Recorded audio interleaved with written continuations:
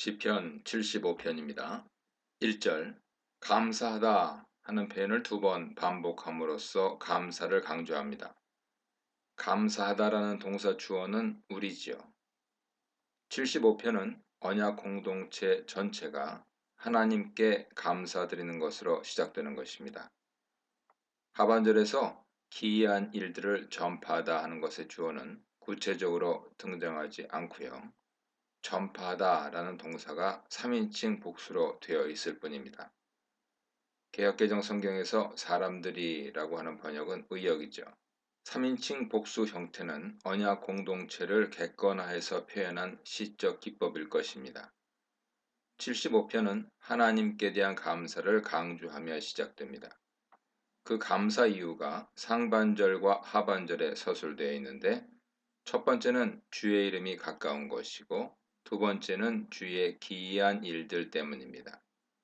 하나님의 이름이 가깝다는 것은 하나님 임재가 경험된다는 의미인데 하나님의 이름으로 이스라엘에게 주어진 이름은 여호와이시죠. 여호와라는 이름은 이스라엘에게 언약을 지키심으로 구원하신다 하는 뜻을 포함하고 있습니다. 출애굽기 3장 참조하시고요. 하나님의 이름이 가까운 것은 하나님의 구원이 가깝다 하는 의미가 됩니다. 하반절에서 주의 기이한 일들이 전파된다는 것 역시 하나님의 구원 역사를 의미하죠. 하나님을 향한 공동체의 감사는 그들을 구원하실 하나님에 대한 감사입니다. 2절, 5절입니다. 하나님의 신탁인데요. 하나님께서 화자가 되어 말씀하시는 내용인데 1절에서 언약 공동체가 하나님의 구원하심을 기대하며 감사드린 것에 대한 응답으로 해석됩니다. 핵심은 2절에 있는데 바로 정한 기약이 되면 심판하신다는 것이죠. 정한 기약은 미래의 어떤 시점인데 사람으로서는 알 수 없지만 하나님께서 알고 계시는 때입니다. 이 때가 되면 하나님은 악인들을 바르게 심판하실 것입니다. 여기서 바르게 원하는 메시아림인데요. 어근은 곧다 라는 의미의 야샤르입니다. 메시아림은 곧고 바른 것, 굽거나 치우치지 않은 것을 뜻하며 공정 혹은 공평 정도 번역하는 것이 제일 적절합니다. 심판하다로 번역된 단어는 샤파트로서 다스리다 혹은 통치하다 혹은 재판하다 라는 뜻입니다. 하나님께서는 공평하게 심판하겠다 선언하신 것이죠. 의인에게는 의로운 삶에 합당한 복으로 악인에게는 악한 삶에 합당한 벌로 갚으시겠다는 내용입니다. 다만 그러한 하나님의 역사는 하나님의 정하신 때가 되어야 이르게 될 것이라는 의미입니다. 3절은 하나님 심판 역사의 견고함을 피조 세계에 빗대어 설명합니다.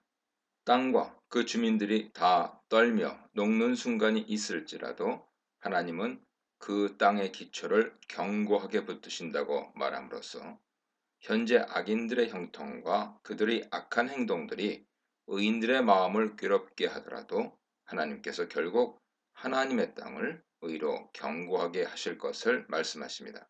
4, 5절은 뿔 이미지를 사용하는데 여기서 뿔이란 하나님 앞에서 교만하게 되는 악인들의 행동을 상징하죠. 4절에서 하나님은 오만한 자들을 책망하시고 악인들에게 뿔을 들지 말라고 명령하십니다. 5절에서 하나님은 다시 한번 뿔을 높이 들지 말고 교만한 목으로 말하지 말라고 말씀하십니다. 교만한 목이란 하나님을 향한 교만한 자세를 말하죠. 4절, 5절은 이렇게 교만함이 하나님 앞에 악하다 하는 사실을 거듭 강조합니다. 6절, 8절입니다. 하나님 앞에 교만하면 안 되는 이유가 서술되어 있는데요. 이 부분은 시편 기자가 화자로 등장해서 하나님을 3인칭으로 부르면서 서술해 나갑니다. 특별히 6절, 8절은 모두 히브리어 키로 시작하는데 왜냐하면이라고 번역할 수 있는 말이죠. 다시 말해 6절, 8절은 뿔을 스스로 들어 올리면 안 되는 이유를 각 절이 하나씩 즉 세 가지로 제시하는 것입니다. 6절은 높이는 일에 대해 언급하는데 높이다라는 동사의 어근인 룸은 4절, 5절에서 뿔을 높이지 말라고 하셨을 때 두 번이나 사용되었습니다. 다시 말해 6절에서 높이는 일이란 뿔을 들어 올리는 일을 말하죠. 6절은 사람이 자신의 뿔을 들어 올리는 일은 있어서는 안 된다는 사실을 강조하는데 동쪽이나 서쪽이나 남쪽을 언급함으로써 온 세상 가운데 이런 일은 없어야 함을 제시합니다. 7절은 뿔을 들어 올리거나 낮추는 일은 오직 재판장이신 하나님만이 하실 수 있는 일임을 명확하게 선언합니다. 여기서 재판장은 다스리는 통치자라는 뜻으로 의인과 악인에 대해서 각각 행한 바대로 갚아주는 사람을 뜻하죠. 재판장의 어근이 샤파트 동사는 2절에서 내가 바르게 심판한다의 심판하다라는 동사와 연결됩니다. 하나님은 공평하게 심판하시는 분이므로 악인의 뿔은 낮추시고 의인의 뿔은 높이실 것입니다. 8절은 하나님께서 악인의 뿔을 낮추시는 심판 행위를 하나님의 손에 잔 이미지를 활용하여 서술합니다.